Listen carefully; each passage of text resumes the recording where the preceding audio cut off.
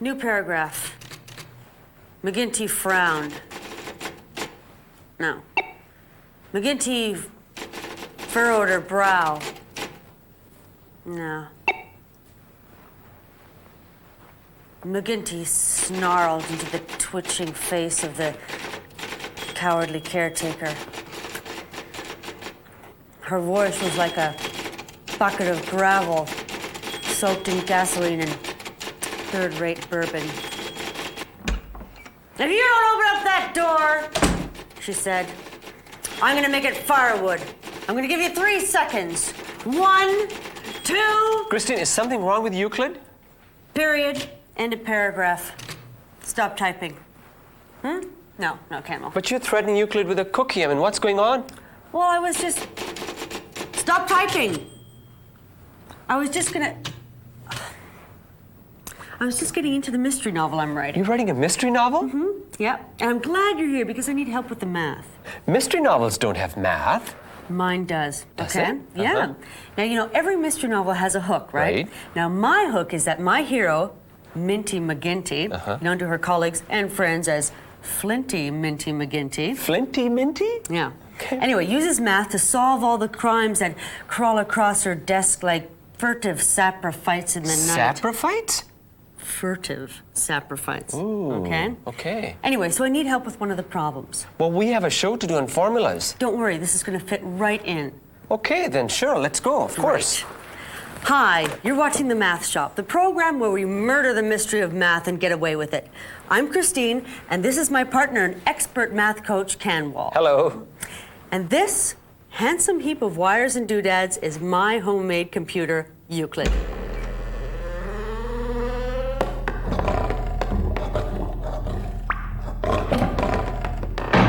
He can type, and he's a great sleuth, too.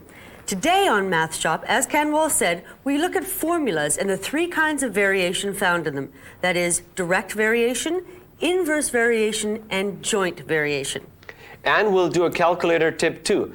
So what's this math problem in your novel? Okay, I have to calculate the speed of the vehicle that hit the doll carriage of the anthracite heiress... Anthracite? Coal. Oh, okay. Okay, the anthracite heiress, Melanie Black Cowper Sterling, age 7 and a half.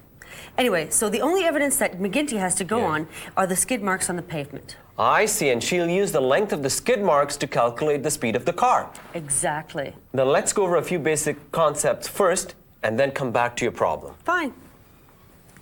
I'll start by showing you 3 examples of formulas.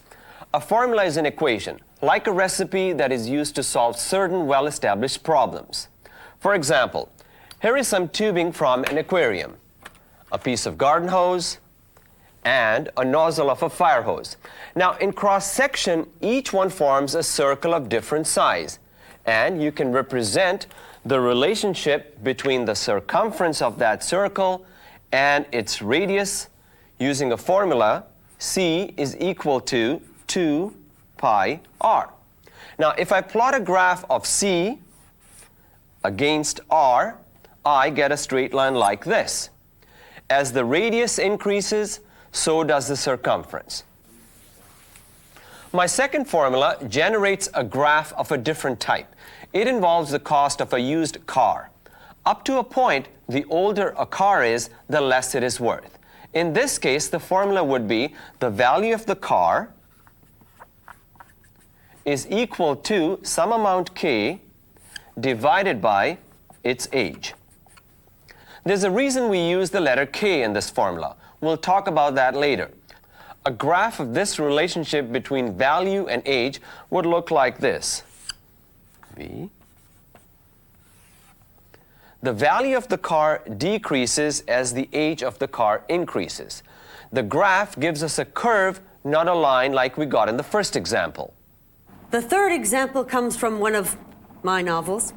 As Flinty Minty McGinty so cleverly demonstrated in the case of the broken balloon and the butler, dry ice, balloon, for any gas, whether harmless or lethal, depending on what I had for lunch, there is a definite relationship between the temperature, the pressure exerted by the gas, and the volume of the balloon.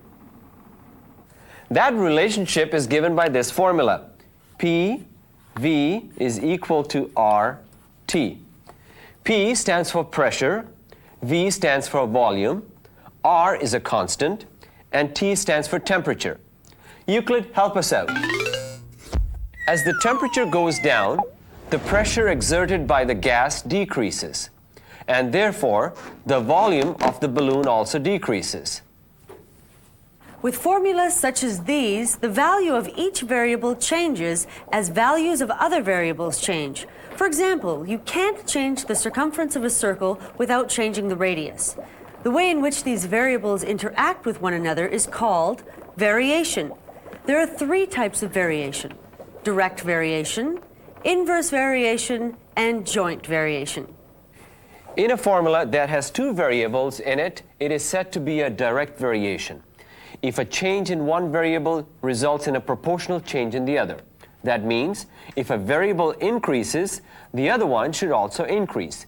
If one variable decreases, the other also decreases. For example, when someone gets paid by the hour, there's a direct relationship between the time worked and the amount of money earned. Suppose that someone gets paid $9 an hour. The equation in this situation could be E equals 9T, where 9 is the amount of money paid per hour, a constant. E is the earnings, and T is the amount of time worked.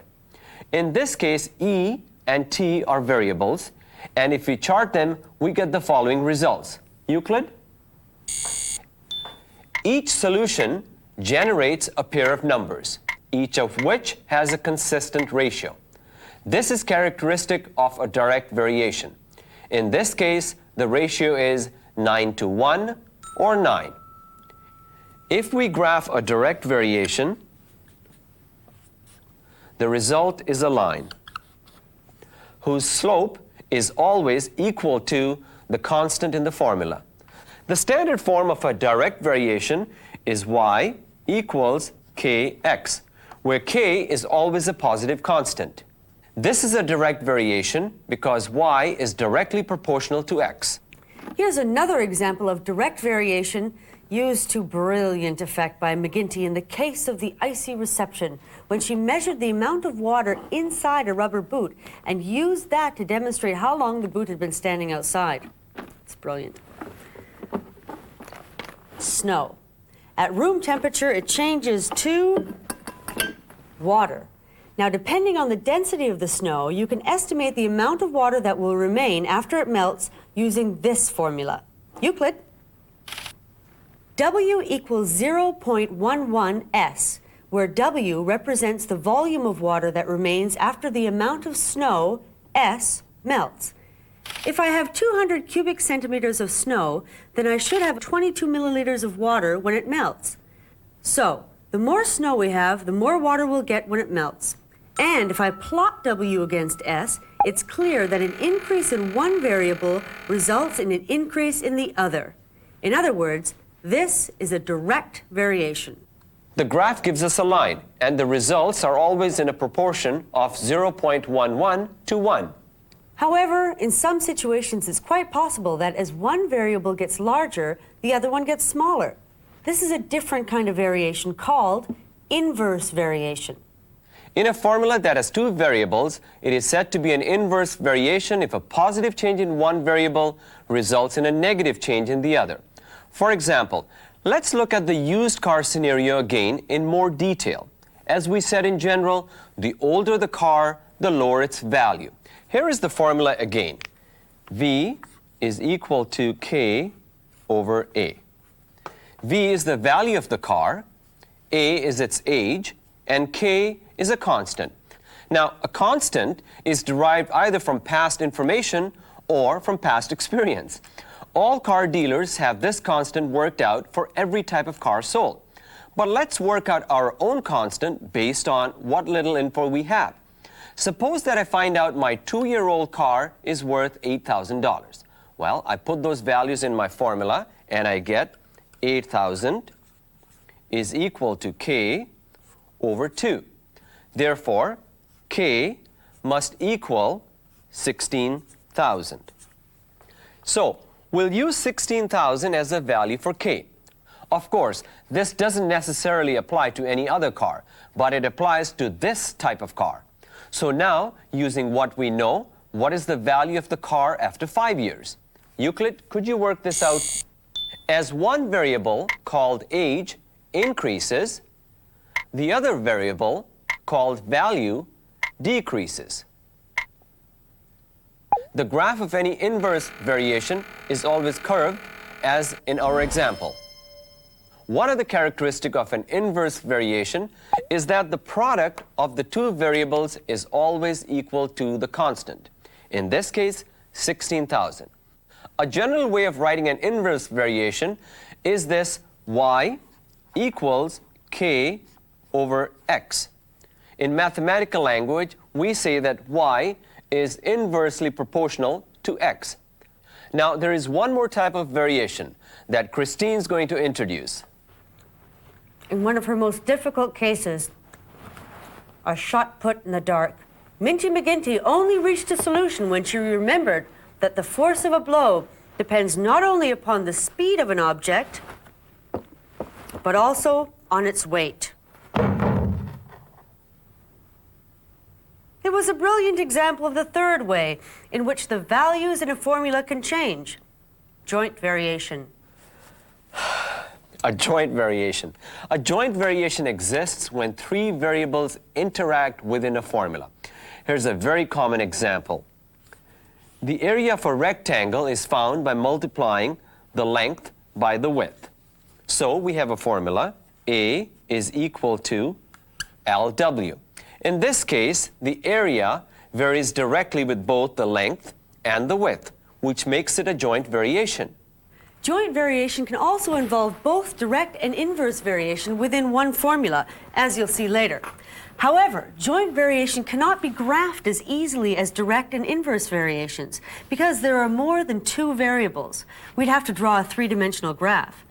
Now, as my hero McGinty found out in the case of the red-hot mama, when you're trying to put out a fire, the amount of water you can deliver is crucial.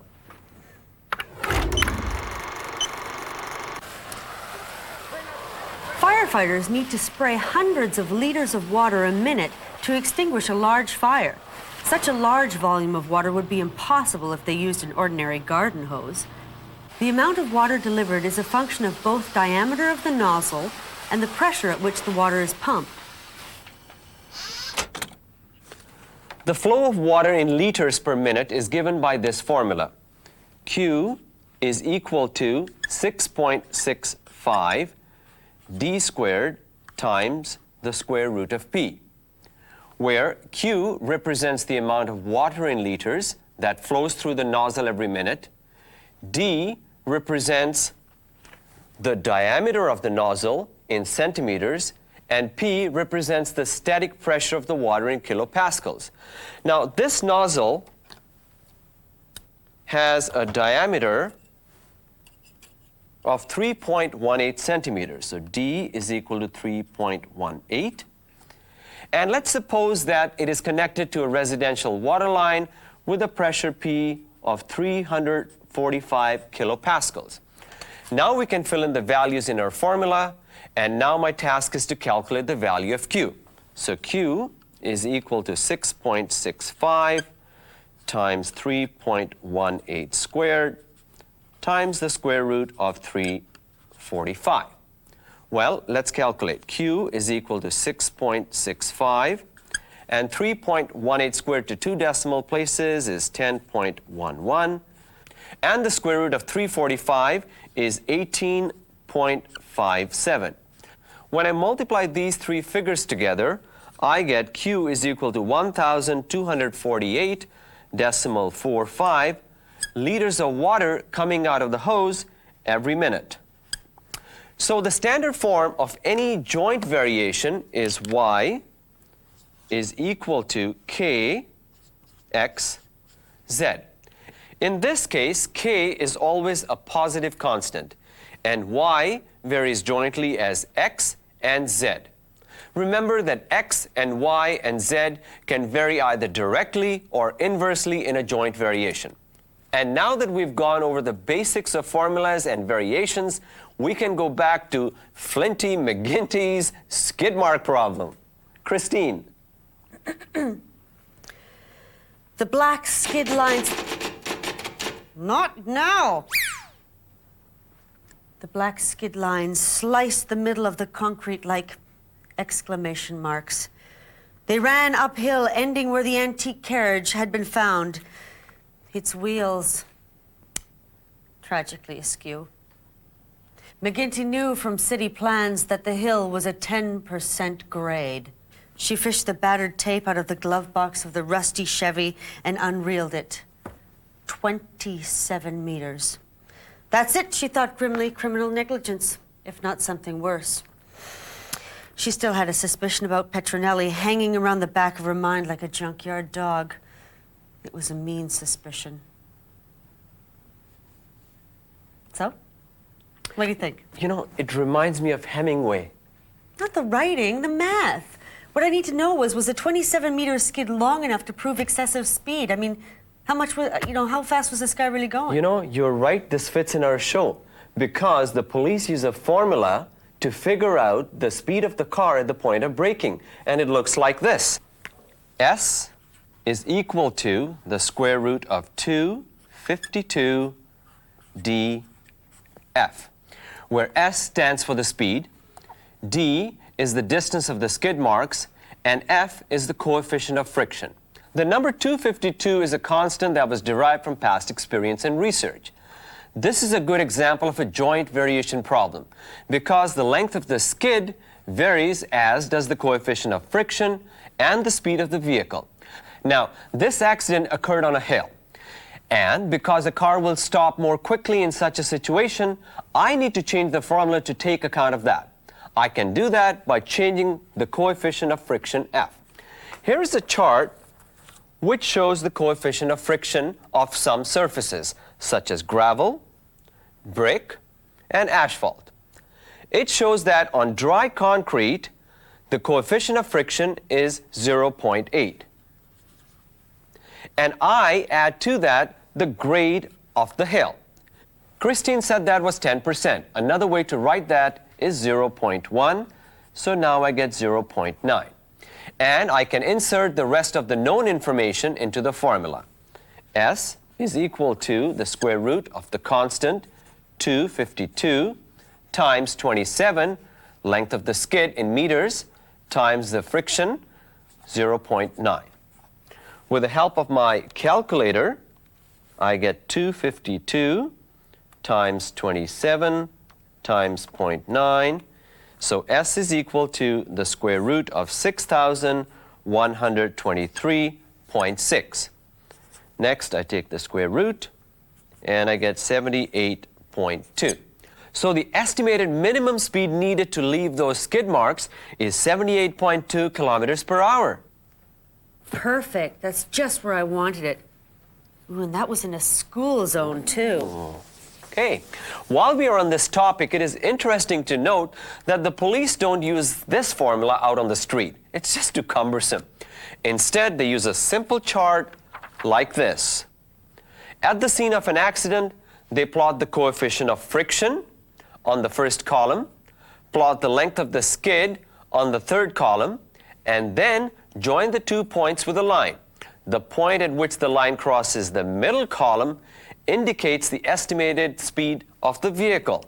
In the example we just did, the coefficient of friction was 0.8 plus the grade of the hill, which equals 0.9, and the length of the skid was 27 meters. So I join the 2 points.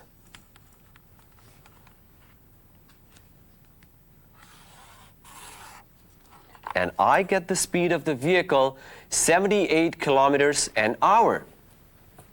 See, math is used to fight crime. Do we have time for one more joint variation problem? Sure.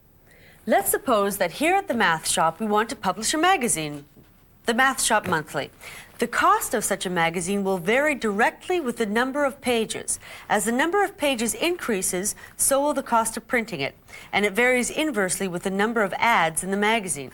Because the more ads, the less it will cost to publish. We know that a magazine with 50 ads and 125 pages will cost $2 per copy to publish.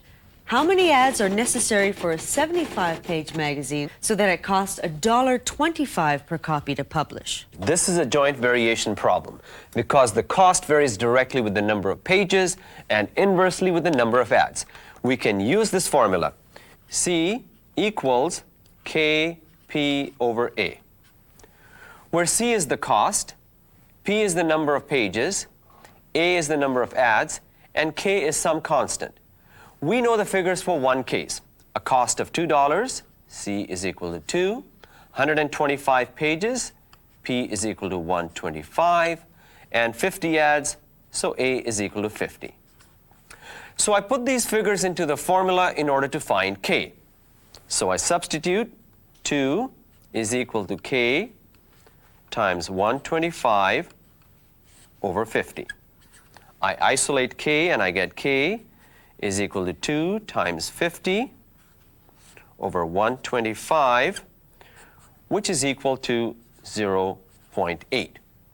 Now I can go back to the scenario I'm considering in which the number of pages P is equal to 75. The cost C is 125. And the number of ads, well, that's what I'm trying to find out. So let's place the values in the formula. Now, C is equal to 125, K is 0.8, P is 75, and the ads, well, that's what we're finding. So I isolate A is equal to 0.8 times 75 over 125, and this is 48. So I must have 48 ads for the number of pages and the cost I envision. Let's summarize what we've covered so far. A formula is an equation used in certain standard situations. It can vary in 3 ways. Euclid, summarize, please. In formulas that have 2 variables, if a change in one variable produces a consistent proportional change in the other variable, it is direct variation. The graph is always a line. In a formula that has 2 variables, if an increase in one variable produces a decrease in the other variable, it is an inverse variation. The graph is always a curve.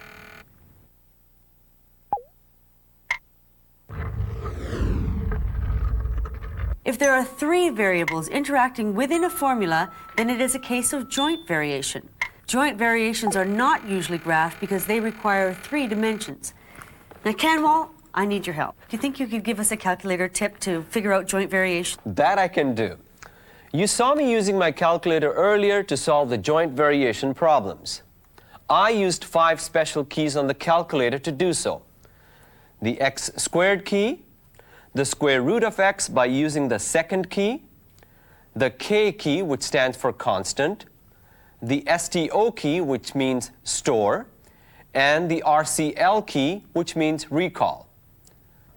This calculator has an x squared key, which allows me to find the square of any value. For example, if I want to find 45 squared, which is the same as 45 times 45, the keystrokes would be 45, x squared, and the answer is 2025. Now, suppose I want to reverse the process and find the square root of 2025. On this calculator, this x squared key actually performs 2 functions. The second function being the square roots. In order to perform that function, I must first press the second key, followed by the x squared key. So, to find the square root of 225, I enter 2025 and press second and x squared, which gives me the result 45. Now, let's talk about one more key before I solve the problem. The K key. No, it's not reserved for my name, Kanwal. It's used to store a constant. You might think it should be C instead of K, but remember, In mathematics, K is often used for a constant, and in calculators, C is usually used to clear the memory. When we calculated the volume of water from melted snow, W is equal to 0.11 S. The value 0.11 was a constant. To enter that constant and the associated mathematical operation, in this case multiplication, I press 0.11 times K. And now, to calculate the amount of water for 200 cubic centimeters of snow, I press 200 equals and get the result 22. If I have 500 cubic centimeters of snow instead of 200, I press 500 equals and get the result 55 milliliters of water. Let's go back and solve the water flow problem again, this time using the calculator. Q is equal to 6.65 times 3.18 squared times the square root of 345. To do this calculation on the calculator, I would follow these steps. First, I press C to clear the memory. I enter 345, press the second key and the x squared key. Now, I press the STO key to store the displayed value in memory. Next, I enter 3.18 and press the x squared key, followed by the multiplication key and the RCL key or recall key to display the value stored in memory. I press equals and the multiplication key again. Then I enter the final value, 6.65, and press equals once more to get the final answer, 1,249 liters per minute. That means that the flow through the nozzle would be 1,249 liters per minute. This is slightly different than what we got earlier because we did not round off our figures this time. Now let's do another example with different figures. Suppose that our pipe has a diameter of 5 centimeters and a pressure of 500 kilopascals. To solve this problem on the calculator, I would press these keys.